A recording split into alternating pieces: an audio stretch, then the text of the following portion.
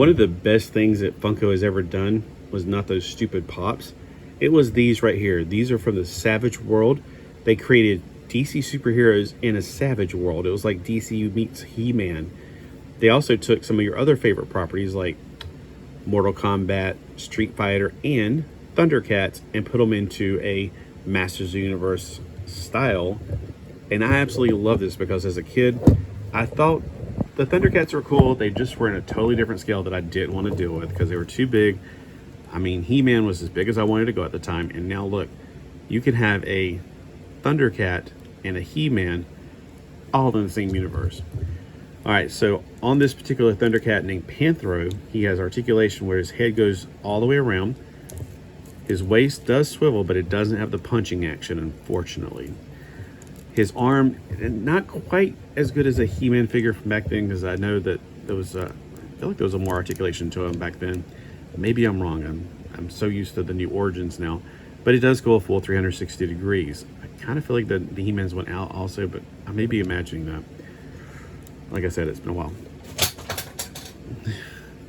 There is a cool thing about the legs, but I'm still careful about the legs because I've seen people have broken ones.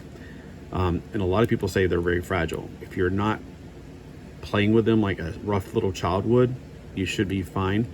They're not on an elastic rubber band. That's probably why he doesn't have the punching action, which is a good thing and a bad thing. It's good because in about 40 years from now, if you're still around on Earth, it won't be sitting Indian style like a lot of mine are sitting. We call it Indian style. And don't be like, yeah, that's racist. Hey, I'm actually mostly Cherokee. So he can sit down just like the originals did.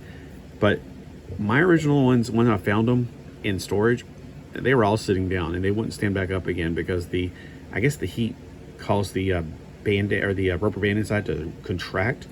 I'm not quite sure, but they're all like that now. So this is a fantastic figure, and I would highly recommend you add these to your collection if you can get a hold of them. There's a ball joint in there, and that's what I'm saying. A lot of people are afraid of them because they're afraid they're going to break. Now, they are about the same size as a He-Man figure and the original He-Man. And you might be thinking, well, isn't this the same size as the new He-Man? In squatting position, yeah, in squatting position, because these don't have straightened out of legs like the new Origins do. So in squatting position, yeah, they're the same thing, same size. So he is about 13 to 14 centimeters tall. I'd say about 13 and a half centimeters tall. And for inches, he is about 5 3/4 inch tall. So yeah, very much in line with the original He-Man figures. They made these before Origins was even announced. And I tried to get all of them if I could. And I hope that you guys got a hold of them. If you didn't, let me know if you are looking for these now.